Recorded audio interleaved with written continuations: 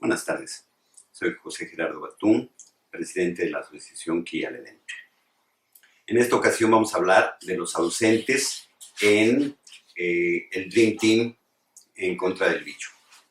El bicho no es propiamente un bicho. Bicho se entiende, según la academia, como un animal, un ser viviente que vive, se reproduce y muere.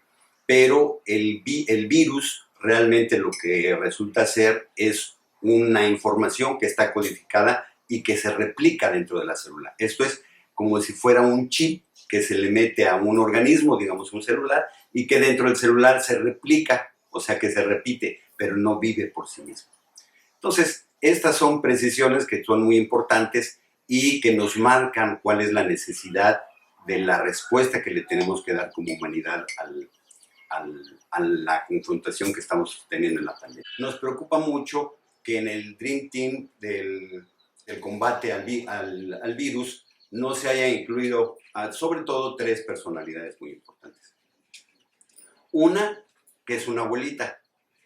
En ese Dream Team no metieron una abuelita que nos pudiera decir exactamente cuáles son los efectos de defenderse de un virus. Por ejemplo, una abuelita nos diría, no tomes frío, no tengas intercambios de calor, no te descubras. Y algunos remedios como son el vinagre o simple y sencillamente el bicarbonato, que son los dos medios de sacar al virus de su estado de confort, que es un pH que según los científicos nos han dicho es entre 5.5 y 8.5. El otro aspecto importante, el otro personaje que habría que incluir en el Dream Team es a los curanderos mexicanos. En México, una de las grandes deficiencias que tenemos es que la medicina en México está descoyuntada desde la llegada de los españoles. Cuando las grandes epidemias llegaron traídas por los españoles, coincidió con la matanza y el exterminio de los curanderos mexicanos, al mismo tiempo que se hicieron las grandes quemas de sus bibliotecas. Entonces, eso creó una mortandad espantosa en parte del genocidio, que fue la primera transformación, y entonces eso tendríamos que recuperarlo ahora y tener que recuperar pues lo que nos van a proponer ellos, ¿no? Yo no sé, no soy especialista en eso, pero a lo mejor nos van a recomendar tal vez un temazcal o algo por el estilo, que según también los científicos nos dicen que los virus no sobreviven más allá o no se proliferan más allá de los 40 grados. Entonces, el tercer personaje sería precisamente ese, un científico que estuviera verificando, validando todas las experiencias de lo que se tiene que hacer. En el Dream Team del Gobierno de México sí está la directora del CONACYT, la doctora Builla, pero está como parte de la defensiva. O sea, están llevando contabilidad de cuáles son los casos, en dónde está sucediendo, cómo está reproduciendo el virus, pero necesitamos que los científicos estén en la parte ofensiva contra el virus, en la lucha contra el virus, en las que estemos haciendo investigación, que estemos llevando los protocolos para saber qué tanto sirve el vinagre, qué tanto sirve el bicarbonato, qué tanto realmente podemos. Hay en internet, en la internet está circulando una propuesta incluso que con la sal, con el agua de mar puede ser contenido el virus, dado que su pH es muy específico. Otra de las cosas que hemos propuesto desde hace tiempo es el hecho que los virus consisten en, así como la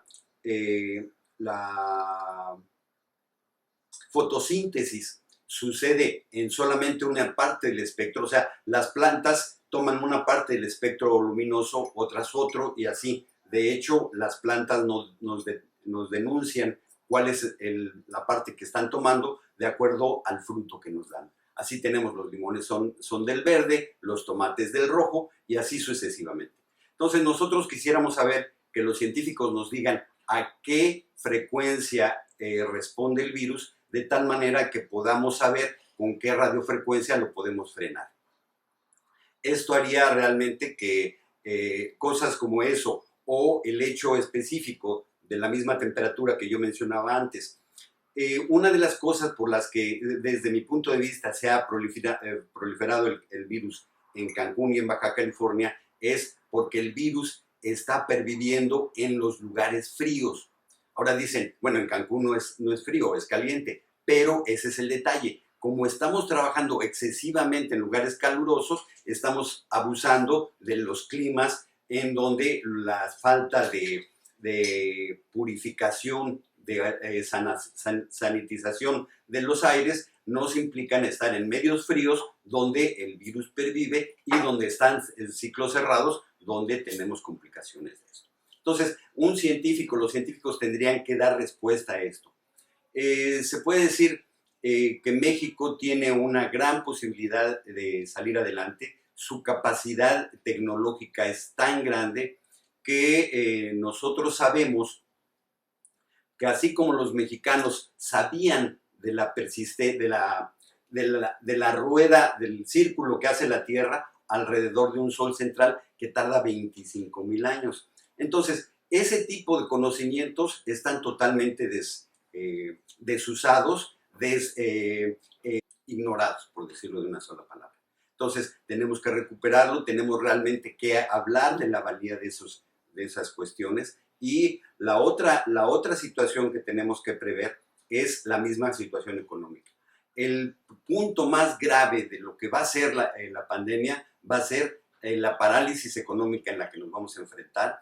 Y esta parálisis, la única manera que tenemos de salir adelante es por medio de hacer no solamente el desarrollo de la economía, no solamente el crecimiento de la economía, sino tenemos que crear prosperidad. Esta prosperidad, el gobierno ha insistido mucho en hacer independiente el poder político del poder económico.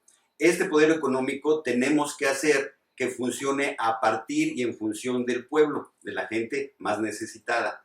En un caso extremo, lo que estamos viendo es que de esta no podemos salir sin tener recursos, una extra de recursos más allá de los presupuestados.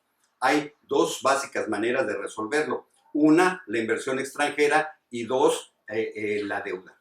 En este caso, la inversión extranjera es un FOBAPROA internacional impresionante, donde se está hablando de una inyección de 800,000 millones de dólares a la economía de la bolsa, donde esa economía es dinero que no tienen.